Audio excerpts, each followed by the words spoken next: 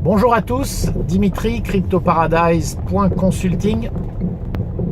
Je vous retrouve en ce lundi matin 27 juillet pour vous parler de ce qui s'est passé, bien sûr, hier, pour ceux qui suivent, sur le Bitcoin qui a dépassé enfin les 10 000 $, ce qui n'était pas arrivé depuis pas mal de semaines, voire de mois. Alors c'est clairement un signal, notamment pour les traders en termes techniques, c'est clairement un signal haussier. Mais moi je vais plus vous parler de ce qui se passe, je dirais d'une façon plus macro. Et comme vous le savez, je suis un grand fan de deux actifs liquides qui sont le Bitcoin et l'or.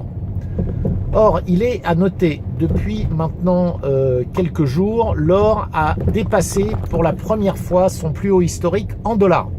Alors, il avait déjà dépassé les plus hauts dans toutes les autres monnaies dans le monde, mais pour le dollar, c'est la première fois qu'il a donc touché les 1900 $ pour une once d'or, ce qui était son plus haut historique en 2011.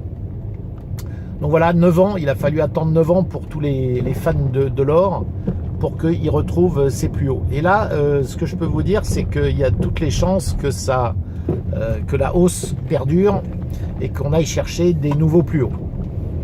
Alors, ce qui est en train de se passer, c'est assez fascinant parce qu'on est exactement dans la même configuration qu'en 2008. Alors, il y a une différence majeure, mais je vais vous en parler après. Mais comme en 2008, on assiste après le jour de la chute, c'est-à-dire vous vous souvenez que le 12 mars, tous les marchés avaient chuté, le Bitcoin et l'or aussi d'ailleurs, et ce qui avait eu pour effet de faire monter le dollar de manière très forte. Le dollar face à l'euro par exemple était à 1,05. On avait 1 euro pour 1,05 $. On était quasiment à la parité, mais ça a vraiment pas duré. Et en 2008, on avait assisté à exactement la même chose.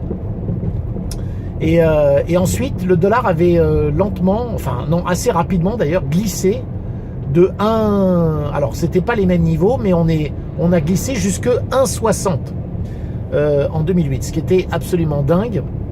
Là, on part évidemment d'un niveau très différent. On était à 1,05, on est déjà à 1,17 en à peine un mois. Donc, la progression, vous voyez, elle est très rapide. Donc, on est en train d'assister tout simplement à un dollar qui est en train de perdre de sa valeur. Alors, néanmoins, je vous disais qu'il y avait une grosse différence par rapport à 2008. La grosse différence, c'est qu'en 2008, les premiers à faire et à imprimer, c'était la Federal Reserve, alors que les autres banques centrales ne le faisaient pas, notamment la Banque Centrale Européenne, qui n'imprimait pas du tout à l'époque. Et les Allemands voyaient ça d'un très mauvais œil. Aujourd'hui, nous sommes dans une configuration très différente, puisque toutes les banques centrales impriment comme des malades, j'ai envie de dire. Donc évidemment, ce à quoi on assiste, c'est plutôt à une dévalorisation de toutes les monnaies et pas seulement du dollar. Alors le dollar, peut-être, est en train d'accélérer par rapport aux autres, parce que le dollar, lui, était toujours vu jusqu'à maintenant comme la monnaie refuge et avait repris beaucoup de sa valeur.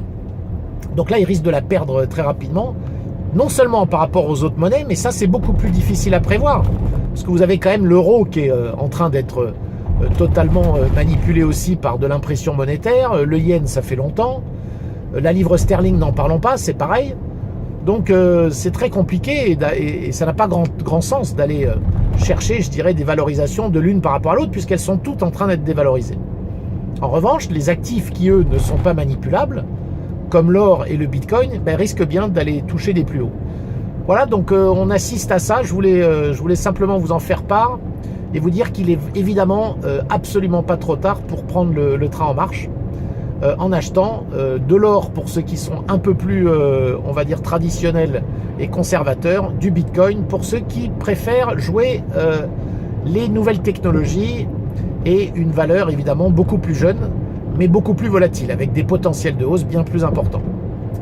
Voilà, si vous avez aimé cette vidéo, n'hésitez pas à vous abonner directement à la chaîne YouTube ou sur le site CryptoParadise.consulting. À très bientôt.